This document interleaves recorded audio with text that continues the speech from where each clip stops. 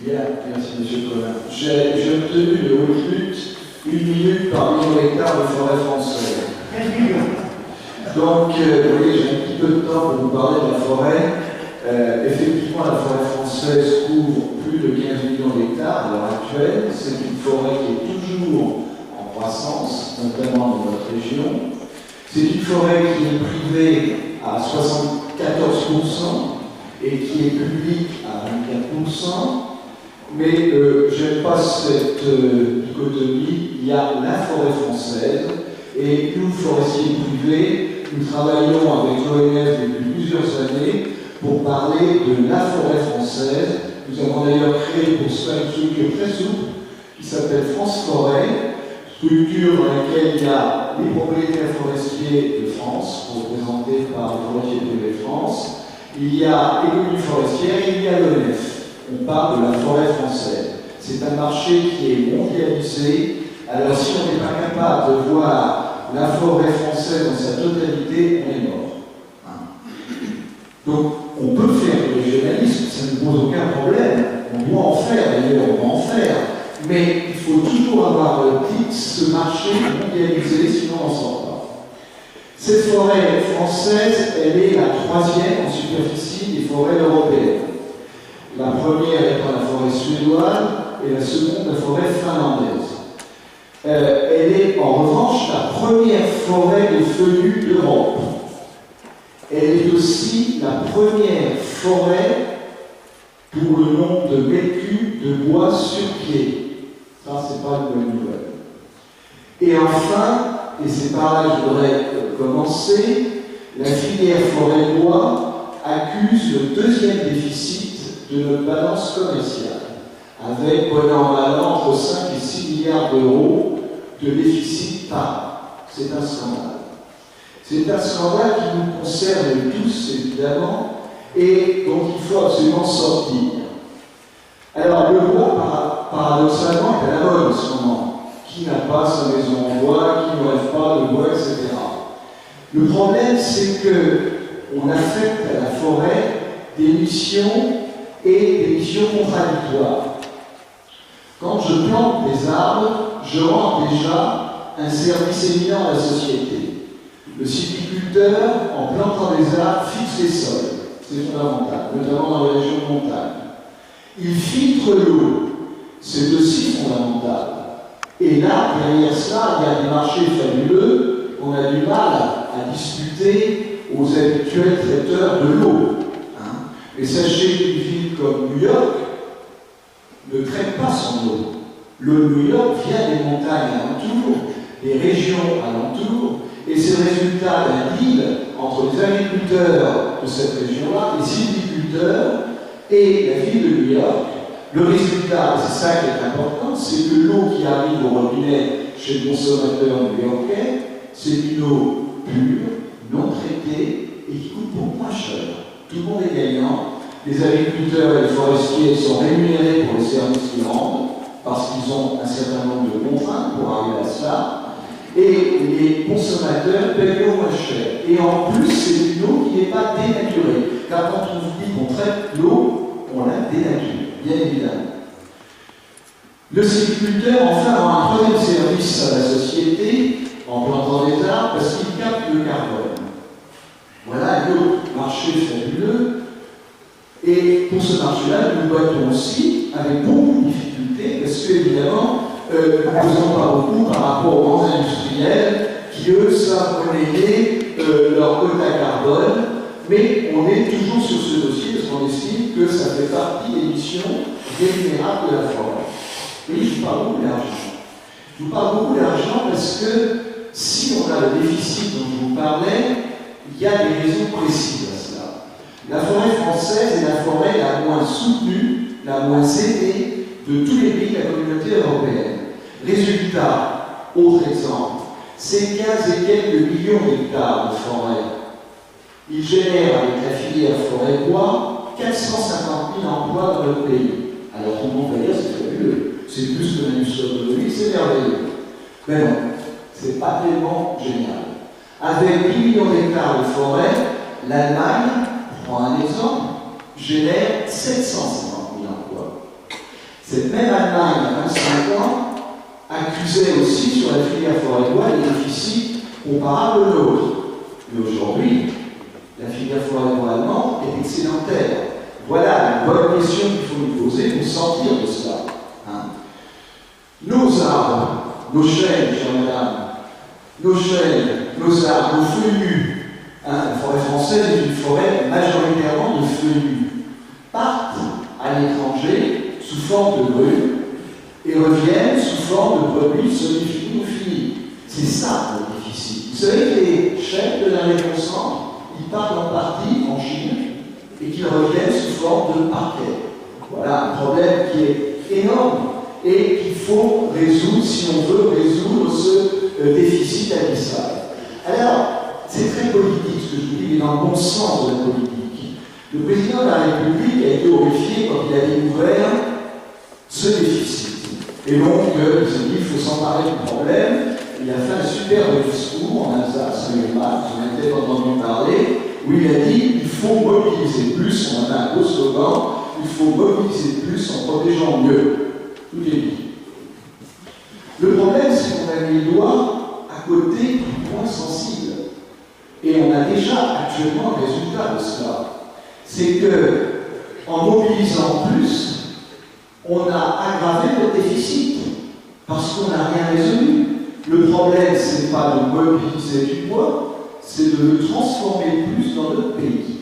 Notre problème, c'est de booster la première transformation. Il y a déjà des gens qui font du travail remarquable, ils ne sont pas assez nombreux, ils n'ont pas assez de moyens, ils ne sont pas assez écoutés, et donc toute la filière s'en ressent.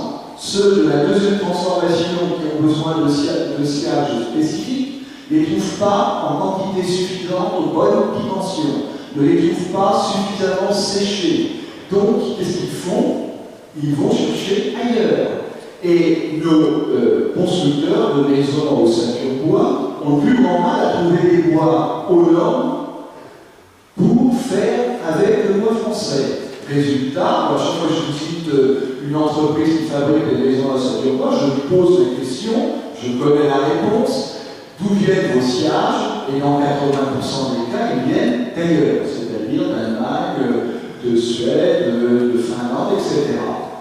Bravo pour nos concurrents, mais nous pouvons faire aussi bien. Le problème, c'est que nous sommes dans un pays où il n'y a pas de politique forestière. Il y a des politiques autour de la forêt, mais il n'y a pas de politique forestière.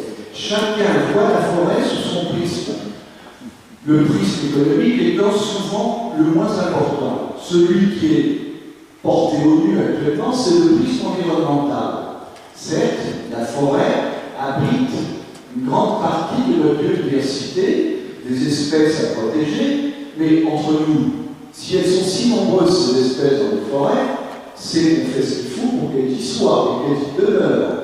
Donc, est-il vraiment nécessaire de surajouter une législation écrasante qui fait que ça rend de plus en plus difficile l'exploitation forestière? C'est une question. C'est une question qui est grave.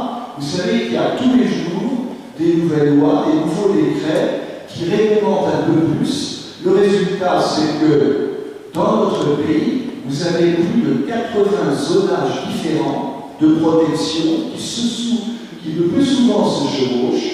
On a fait faire par nos ingénieurs du CNPF une étude sur la région Île-de-France pour les différents zonages.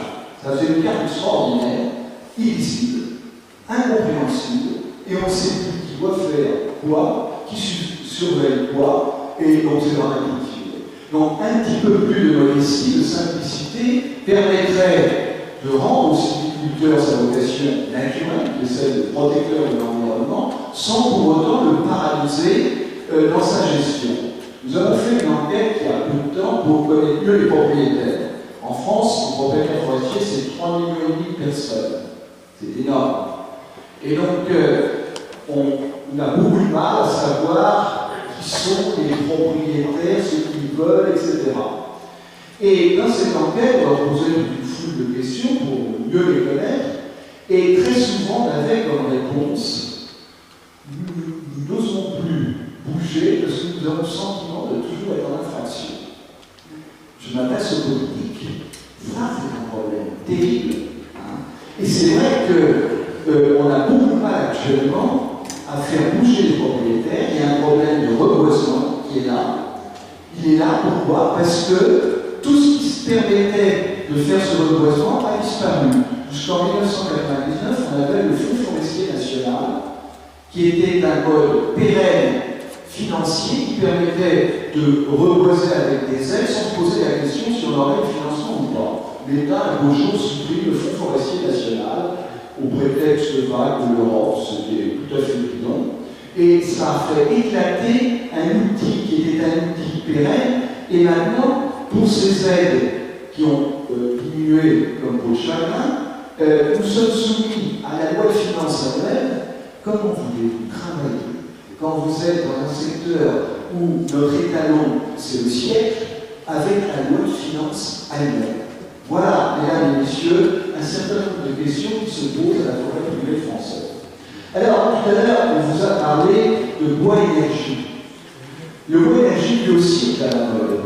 C'est bien le bois énergie, mais il faut mettre les choses dans le bon sens. Le bon sens, c'est qu'un sylviculteur ne plante pas les arbres pour faire du bois énergie. Il plante des arbres pour faire du bois d'œuvre et du bois d'industrie.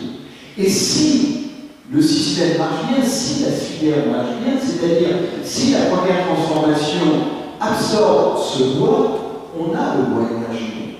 Les dérives, tous les restes qui restent quand on a transformé une grume en planche, en plot, etc., eh bien, ça, c'est du bois énergie naturelle.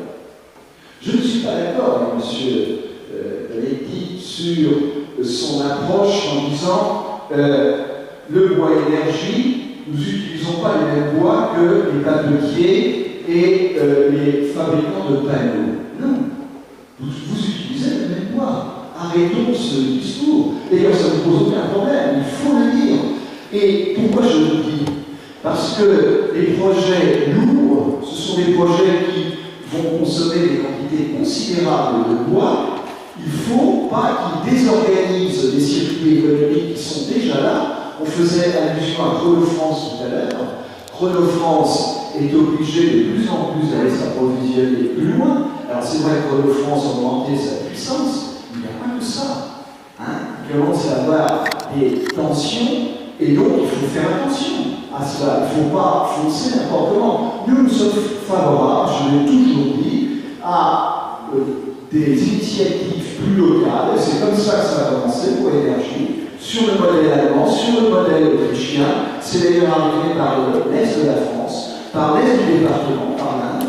Hein, le Conseil général de l'Inde a donné une prime aux 100 premières chaudières à plaquettes. Tout cela va dans le bon sens. Ça a permis de mettre en place des réseaux locaux d'exploitation des talis idéales pour faire des plaquettes. Ça a permis de donner du travail à des gens qui étaient sur place, à les maintenir sur place. Ce sont des emplois locaux pérennes. Donc ça va pour nous dans le vrai sens de la mise en exploitation de nos forêts. Il y a bien sûr la place pour les plus gros, mais il faut faire attention parce que toutes ces filières-là, papetier, panneauteur, bois énergie, utilisent les mêmes bois. C'est-à-dire soit les dérives de scierie, mais on touche à la limite maintenant, soit les éclaircies de plantation, les premières éclaircies. Soit les mauvais taillis.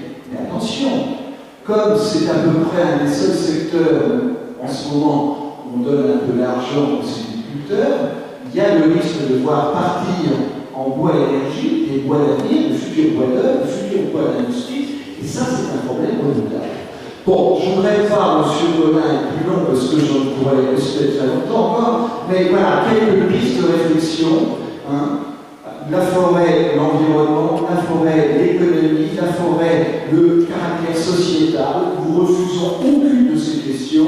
Nous demandons simplement de la cohérence entre tout ça et une politique lisible.